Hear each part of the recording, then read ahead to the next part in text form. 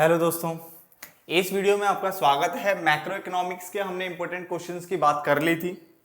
मैंने उसमें 3 वीडियो बनाई थी, ठीक है। थोड़े थोड़े चैप्टर्स लेकर के मैंने वो इंपॉर्टेंट क्वेश्चंस की लिस्ट आपको प्रोवाइड की थी। क्लियर? इंडियन इकोनॉमिक्स में ऐसा नहीं होगा। इंडियन इकोनॉमिक्स में एक ही बार में आपको सारे क्वेश्चन मैं आपको दे दूंगा, जो भी इंपॉर्टेंट क्वेश्चन बनेंगे, ठीक है।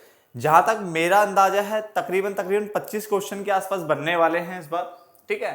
और ये 25 क्वेश्चन आपको अच्छे से पढ़ना स्टार्ट कर देना है। क्लियर है? रूल वही रहेगा, ठीक है। कोशिश करो एक दिन में कम से कम 12 या 13 क्वेश्चन याद करने की। अगर आप एक दिन में 12-13 क्वेश्चन याद करना कोई बड़ी बात नहीं है, क्योंकि आपने पहले से पढ़े हुए हैं क्वेश्चन।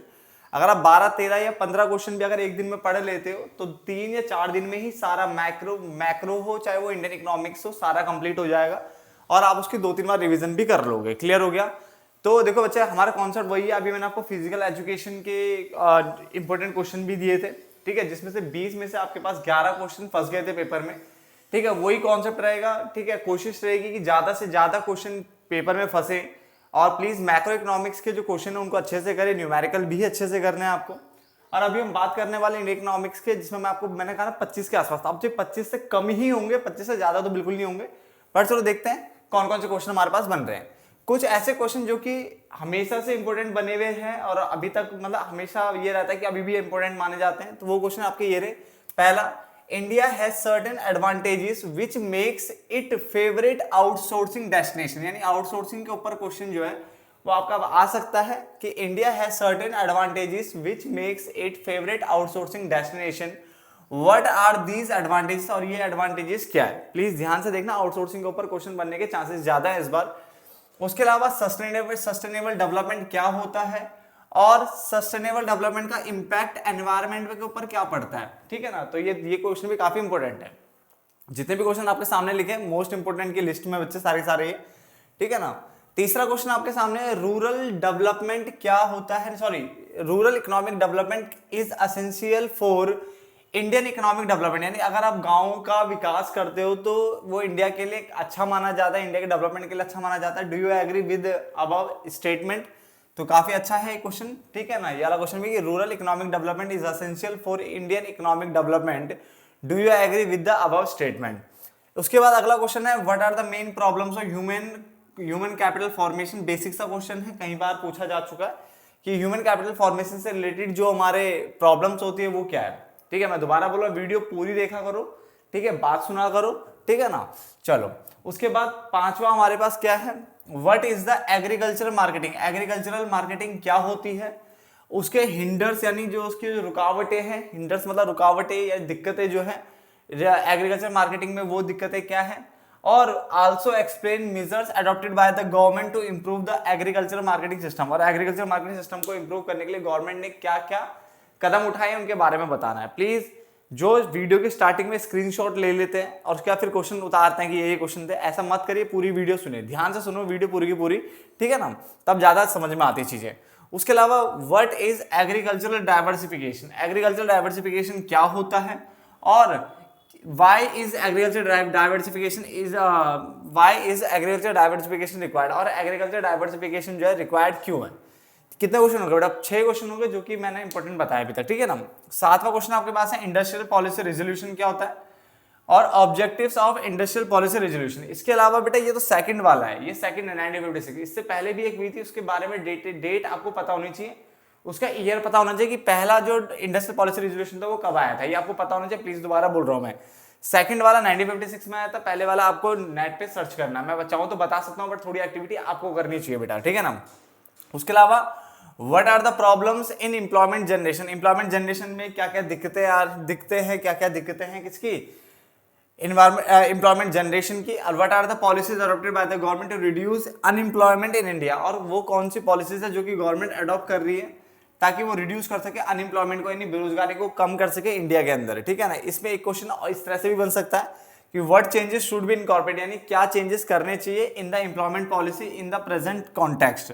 यानी एम्प्लॉयमेंट पॉलिसी में क्या चेंजेस करने चाहिए आज को देखते हुए, यानी आज का जिस तरह से माहौल है उसको देखते हुए एम्प्लॉयमेंट जो पॉलिसी है उसमें क्या क्या चेंजेस आपको करने चाहिए। क्लियर हो गया? उसके अलावा ह्यूमन डेवलपमेंट इंडेक्स यानी एचडीआई के बारे में आपको बताना चाहिए। ह्यूमन डेवलपमेंट इंडेक्स क्या होता है, और कोई से भी 4 कंपोनेंट या 5 कंपोनेंट प्लीज आपको ह्यूमन डेवलपमेंट इंडिकेटर्स के पता होने चाहिए। ह्यूमन डेवलपमेंट इंडिकेटर्स के ऊपर जहां तक मुझे लगता है इस बार एक क्वेश्चन आना चाहिए जो कि पैराग्राफ वाइज फॉर्म में होगा और देन आपसे पूछा जाएगा, ठीक है। तो HDI की जो भी डेफिनेशन होता है वो, और कोई से भी 4-5 इंडिकेटर्स आप पे पढ़ लेना, ठीक है। लास्ट चैप्टर का क्वेश्चन है, ठीक है ना, इंडिया पाकिस्तान चाइना वाला। उसके अलावा स्मॉल स्केल इंडस्ट्रीज क्या होती है, बेसिक सा क्वेश्चन है, उसके प्रॉब्लम्स क्या है, स्मॉल स्केल इंडस्ट्रीज ये आपको पता होना चाहिए। तो तकरीबन 10 क्वेश्चन मैंने आपको दे दिए हैं अभी, ठीक है। बाकी क्वेश्चन मैं अभी और दे रहा हूं, ठीक है। आप प्लीज ध्यान से सुनते रहना, ज्यादा बड़ी वीडियो में बनाने वाला नहीं हूं, ठीक है ना। और इनके क्वेश्चन अगर आपको जिन्होंने कॉपी पढ़ी होगी बेटा उनको तो सीधे सीधे इनके क्वेश्चन मिल जाएंगे कौन से चैप्टर से, ठीक है। कॉपी ओपन करके उनको इंपोर्टेंट मार्क कर दो कॉपी में। और जिनको नहीं पता कोई दिक्कत नहीं, आप इन क्वेश्चनों को गूगल पे भी देखोगे तो भी आपको मिल जाएंगे इनके आंसर, बट गूगल का एकदम से समझ में नहीं आता, इसलिए मैं तो यही बोलूंगा नोट्स पे जाना और नोट्स पे जाकर के इसको, ठीक है, ढूंढना इनके आंसर्स कहाँ लिखवा है। जिनके आंसर ना मिले उन्हीं के लिए गूगल पे जाना बेटा, फटाफट से नोट डाउन करो ये। अब आगे देखिए बेटा, क्वेश्चन नंबर 11 है explain the type of land reforms. आपको इंस्टीट्यूशनल रिफॉर्म्स आपको पता होना चाहिए। लैंड रिफॉर्म यानी इंस्टीट्यूशनल रिफॉर्म्स जो implemented in the agriculture sector, ये आपको पता होना चाहिए, इंपॉर्टेंट क्वेश्चन में है। उसके अलावा long term goals of 5 year plan, देखो इसमें क्वेश्चन घुमा फिरा के जैसे तैसे कहीं से भी आ सकता है, ठीक है। ये क्वेश्चन तो बहुत ही ज्यादा इंपॉर्टेंट हो जाता है, long term goals of 5 year plan. इसमें ना जो इसके अंदर 5 पॉइंट है ना, किसी एक पॉइंट के ऊपर भी क्वेश्चन बन सकता है, ठीक है। जो एक क्वेश्चन तो मैं लिखने वाला हूँ, आई थिंक 21 जो क्वेश्चन होगा वो मॉडर्नाइजेशन के ऊपर मैं डालने वाला हूँ क्वेश्चन, ठीक है ना। बाकी क्या है, उसको इक्विटी के ऊपर आ सकता है, सेल्फ रिलायंस के ऊपर आ सकता है क्वेश्चन, तो इसको पढ़ना आपको ढंग से, ठीक है। Why regional and economic grouping formed, ये क्वेश्चन पहले से इंपॉर्टेंट बना हुआ है क्योंकि जिस तरह से लड़ाइयां हो रही है यूक्रेन, ये सब आपको पता ही होगा सबका, ठीक है, इजराइल एंड ऑल जो भी हो रहे हैं सारे, तो ये जो लड़ाई हो रही है इसके ऊपर क्वेश्चन आ सकता है, तो इसलिए ये क्वेश्चन इंपॉर्टेंट बन जाता है कि why regional and economic grouping formed, या इस तरह से आ सकता है कि what are the various means by which countries are trying to strengthen their own domestic economies, यानी जो कंट्रीज है वो SAARC, ASEAN, NATO, BRICS, European Union, इनकी तरफ क्यों जा रही है, ये ऐसा संघ क्यों बना रही है, ठीक है ना। तो काफी इंपॉर्टेंट क्वेश्चन है, ये आपको पढ़ना है। उसके अलावा discuss briefly the meaning of economic reforms, economic reforms के बारे में आपको पता होना चाहिए, ठीक है ना। और कौन कौन से मेन इकोनॉमिक रिफॉर्म्स थे, जैसे स्टेबलाइजेशन और स्ट्रक्चरल रिफॉर्म्स के बारे में आपको पता होना चाहिए, स्टेबलाइजेशन और स्ट्रक्चरल रिफॉर्म्स के बारे में पता होना चाहिए। उसके अलावा 15वां क्वेश्चन है what are the main reasons for stagnation in agriculture sector, ये पहले से इंपॉर्टेंट था, ये अभी भी इंपॉर्टेंट है, ठीक है ना। तो what are the main reasons for stagnation in agriculture sector, बेटा देखो इन क्वेश्चनों को आपको पढ़ना है, ठीक है ना। प्लीज कैसे भी करके इनको रट्टा मार लो, ठीक है। इनसे रिलेटेड ही घूम फिर के क्वेश्चन आपके सामने आने वाला है, या तो सीधे सीधा आ जाएगा या तो घूम फिर के आएगा इसी में से, इसलिए आपको पढ़ना ढंग से, ठीक है ना। उसके बाद अगला क्वेश्चन हमारे पास है labour force participation rate is very low in India, what measures will you suggest to raise labour force participation rate. Labour जो फोर्स पार्टिसिपेशन रेट है वो इंडिया में लो है, और आप क्या सजेस्ट करोगे, what measures will you suggest to raise labour force participation rate को अगर आप बढ़ाना चाहते हो तो क्या आप उसके लिए सजेशन दोगे, वो बताना होगा आपको। Similar development strategies India Pakistan China 2020 में शायद ये आया हुआ है क्वेश्चन, ठीक है। तो 4 साल बाद रिपीट होने के चांसेस रहते हैं, तो इंडिया पाकिस्तान और चाइना के जो डेवलपमेंट स्ट्रेटजीज वो आपको पता होनी चाहिए। साथ में एक इंपॉर्टेंट बन जाता है इस बार के लिए demographic indicators of India, China और पाकिस्तान, ठीक है। ये आपको दोनों क्वेश्चन में से एक क्वेश्चन आपको देखने को मिल सकता है पेपर में, ठीक है ना। उसके अलावा इसने बोला कि economist believe that India should spend at least 6% of is GDP. Economist कह रहे हैं, अर्थशास्त्री कह रहे हैं कि इंडिया को कम से कम 6% जीडीपी का ना एजुकेशन के ऊपर खर्च करना चाहिए, ताकि वो अपने डिजायर रिजल्ट को अचीव कर सके, यानी जो वो चाहते हैं रिजल्ट वो अचीव कर सके, जस्टिफाई विद वैलिड रीजन, उसको जस्टिफाई करना है आपको। उसके अलावा agriculture sector appears to be adversely affected by the economic reforms process, यानी जो इकोनॉमिक रिफॉर्म्स आए थे तो उसमें एग्रीकल्चर को नेग्लेक्ट कर दिया गया था, उस पर ध्यान नहीं दिया गया था, ठीक है। तो इस स्टेटमेंट को भी क्या है आपको एक्सप्लेन करना है, क्लियर हो गया। तो ये तकरीबन 20 क्वेश्चन आपके सामने हो गए हैं, ठीक है। बस अब 5 क्वेश्चन और रहते हैं, जहां तक मुझे लगता है 5 बनेंगे, अगर 2-3 भी बनेंगे तो मैं 2-3 कर दूंगा, ठीक है ना। जितने कम हो सके उतने कम करने की कोशिश की जाएगी।